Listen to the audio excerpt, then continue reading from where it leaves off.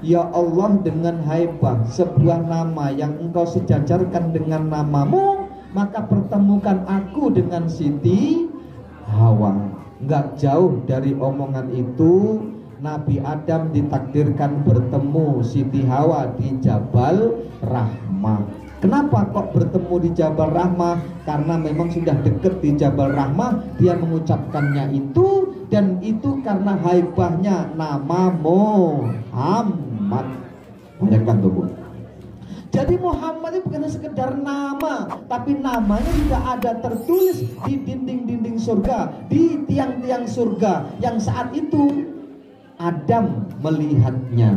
Dan dengan nama itu Adam dipertemukan di alam dunia ini dengan istri kesayangannya. Salatullah salamullah ala toha rasulillah. Salatullah salamullah ala yasin habibillah. Jadi Ibu, kita harus banyak bersolawat untuk peringati beliau ini. Kenapa? Man sholla alayya marratan sallallahu alaihi asron. Siapa orang yang bersolat kepadaku sekali, maka Allah bersolawat kepadanya 10 kali. Wa man sholla alayya asron sallallahu alaihi mi'atan. Siapa yang bersolat kepadaku 10 kali, maka Allah akan bersolat kepadanya 100 kali. Wa man sholla alayya mi'atan sallallahu alaihi alfan. Dan barang siapa yang bersolat kepadaku 100 kali, maka Allah akan bersolat kepadanya 1000 kali. Waman wasalla sholatu alayya alfin hurrimat jasaduhu anin niron. Maka orang yang sudah sampai sholawatnya 1000 kali, maka jasadnya tidak akan terkena api neraka. Dalam bahasa yang lain, jasadnya diharamkan untuk tersentuh api neraka. Luar biasanya sholawat Ibu. Kenapa? Sholawat itu jangankan kita, Allah pun bersolawat. Yang buat Muhammad siapa Pak? Allah. Yang buat malaikat siapa Pak? Allah. Ini makhluk-makhluk yang luar biasa ini, Muhammad dan malaikat. Nah, Allah bersolawat kepada Rasulullah. Innallaha. Ini setiap Jumat dibaca Bapak. Innallaha. Terus wa malaikatahu yusalluna 'alan nabi ya ayyuhalladzina amanu shallu 'alaihi wasallimu taslima. Kita hafal semua itu. Apa maknanya? Sesungguhnya Allah dan para malaikatnya bersolawat kepada Nabi. Nabi di sini siapa? Muhammad sallallahu alaihi wasallam. Ya ayyuhalladzina amanu, hai orang-orang yang beriman, bersolawatlah kalian kepadanya. Nya itu kembali kepada Nabi Muhammad sallallahu alaihi wasallam. Pertanyaannya, kenapa Allah bersolawat? Pertanyaannya, kenapa malaikat bersolawat? Pertanyaannya, kenapa manusia juga disuruh bersolawat? Ada apa sebenarnya dengan makhluk yang satu ini? Oke, sedikit-sedikit Bu ya. Ibu bapak hadirin dirahmati Allah. Salatullah salamullah ala toha rasulillah. Salatullah salamullah ala yasin habibillah. Wajah glowing hasil editan Bu ya. Wajah glowing hasil bener Bu. Kalau di media sosial awas hati-hati Mas. Saya punya tetangga masih bujang nikah sama perempuan yang usianya seperti usia ibunya. Kenapa? Karena kenalan di HP. Ada kamera selfie cantik. Kalau udah pakai kamera itu yang jerawat hilang. Hitam-hitam hilang, keriput hilang. Hati-hati. Begitu di darat, ya. Tapi sudah terlanjur banyak duit yang hilang. Akhirnya nikah juga Bu, tapi akhirnya nggak punya anak. Kasian nggak? Kasihan, ini apa? Ini korban medsos. Hati-hati hari ini ibu. Glowing belum tentu glowing. Dilihat dulu kopi daratnya bener apa enggak. Nah itu bu. Dan ingat ibu, hari ini luar biasa kemajuan zaman. Kalau bapak ketua masjid ini mungkin dulu tahun-tahun yang dulu nggak kenal WhatsApp.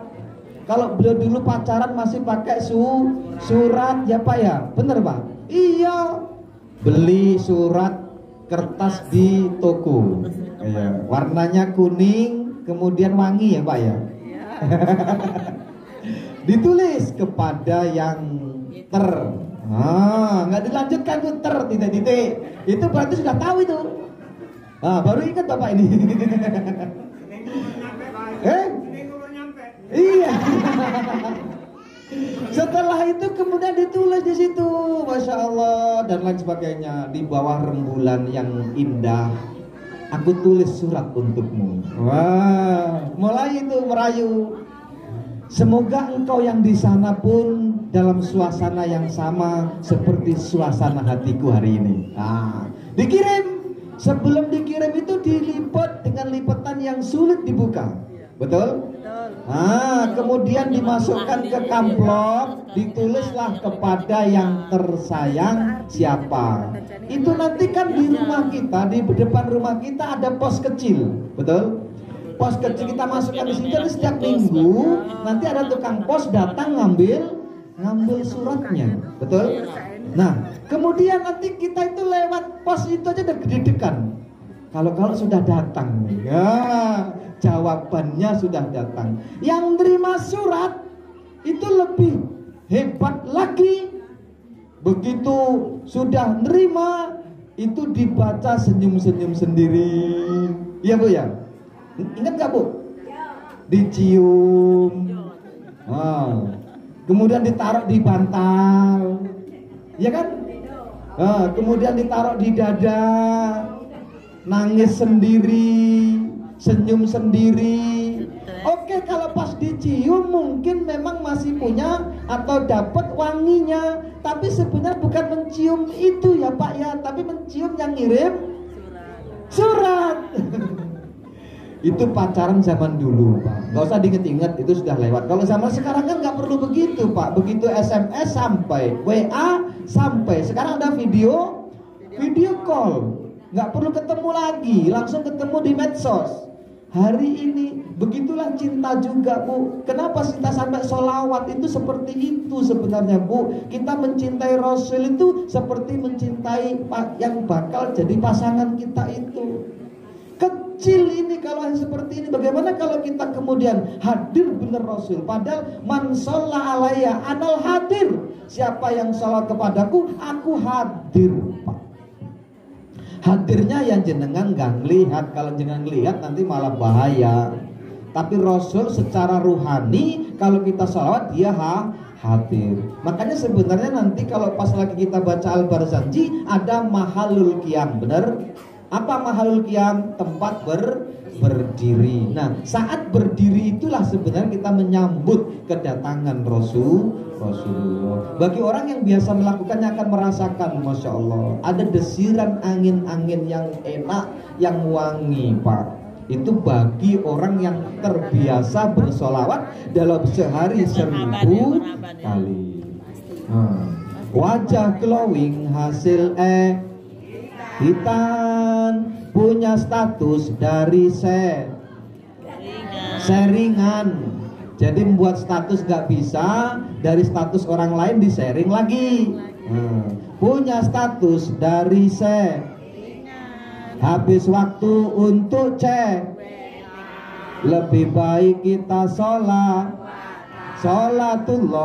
salamullah ala toha Rasulillah, sholatullah salamullah ala yasin habibillah. Ini fenomena ya ibu, kita hidup di zaman medsos ini fenomena ibu. Berapa banyak orang tenggelam karena medsos, hati. Berapa banyak suami ninggalin istri gara-gara HP? Ada di sini? Alhamdulillah. Ada istri ninggalin suami gara-gara? Ada di sini? Orang selingkuh gara-gara HP. Wong malam-malam masih chattingan, suami udah tidur. Hati-hati nih Pak, buat status baru malam-malam, saya tidak bisa tidur. Hati-hati Bu, suamiku sudah tidur. Dibaca tetangganya nggak bener, ngajak pertemuan di belakang rumah. Masya Allah, gara-gara HP. HP itu ibu tergantung pada yang punya. Kalau yang punya itu browsingnya dakwah, maka Google akan ngirimi dakwah terus. Kalau Google itu kita minta pertama itu Nyai Ronggeng, maka nanti yang dikirimi Nyai Ronggeng. Makanya orang Tegal ngomong, the man behind the gun, not the gun behind the man. Manusia yang di samping alat, bukan alat yang di samping manusia. Kalau prinsipnya manusia yang di samping alat, maka kita yang mengendalikan HP. Ibu-ibu jangan sampai terkendali oleh HP. Anak belum makan, belum disuapi karena masih main HP. Suami belum disiapin makan karena sibuk main HP. Ada Pak di sini?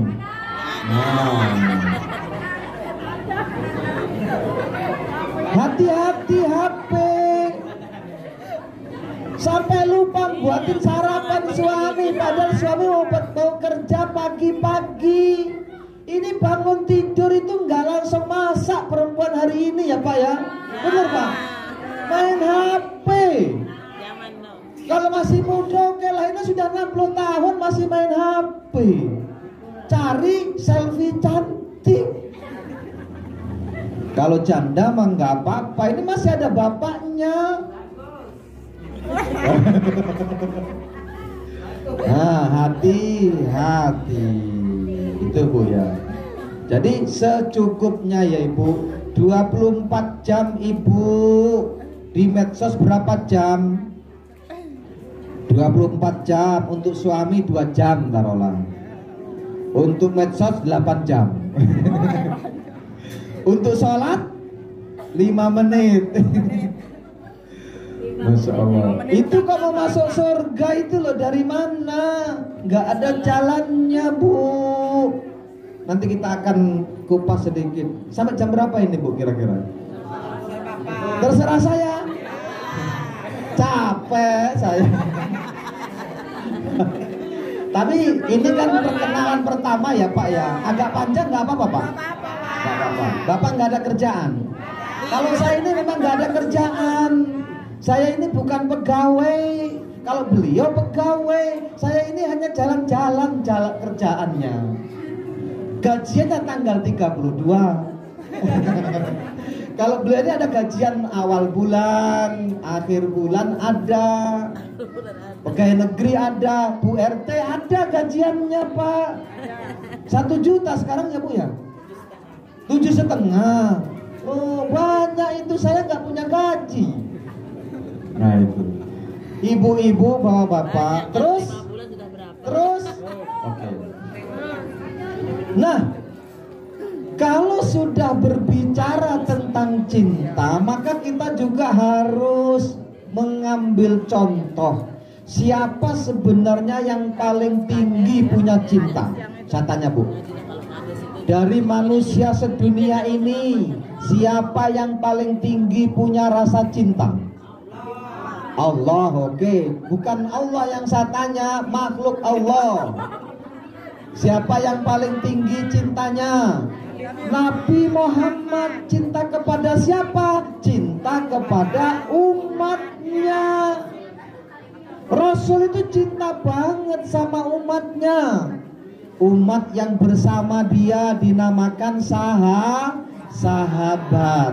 Umat yang melihat sahabat dinamakan tabi'in. Umat yang melihat sahabat dinamakan tabi'ut tabi'in.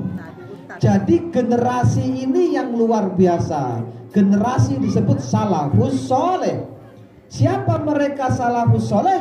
Adalah sahabat, tabi'in, tabi'ut tabi'in. Sahabat ini siapa Pak? Yang melihat wajah Rasul. Orang yang hidup di zaman Rasul tapi nggak mengimani Rasul, bisa nggak disebut sahabat? Nggak bisa. Orang yang hidup di zaman Rasul tapi nggak pernah melihat Rasul, bisa nggak disebut sahabat? Nggak bisa. Contohnya siapa? Orang yang hidup di zaman Rasul tapi dia bukan sahabat dan dia sebenarnya mengimani Rasulullah. Siapa? Uwais Al-Qarni. Belum pernah dengar cerita Uwais Al-Qarni? Waduh, ini akeh saya harus diceritain, tapi lain kali diundang lagi saya. Ibu bapak, jadi sahabat, kemudian tabi'ut tabi'in, kemudian tabi'in, dan sampai hari ini itu adalah umatnya Rasulullah, dan Rasul sangat mencintainya. Bahkan jangankan sahabatnya, orang yang belum lahir Rasul cintai.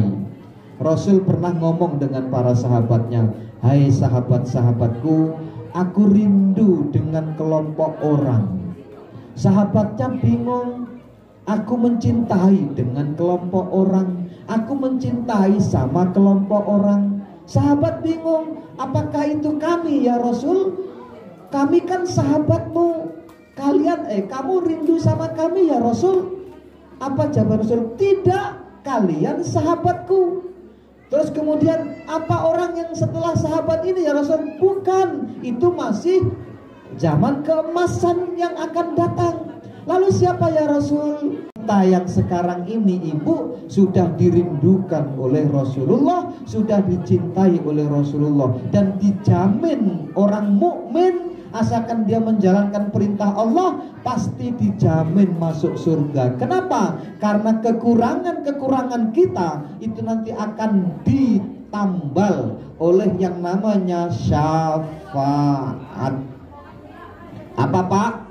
Syafaat. Hadir kita hari ini juga dalam rangka agar kita dapat syafaat. Syafaat itu apa? Pertolongan.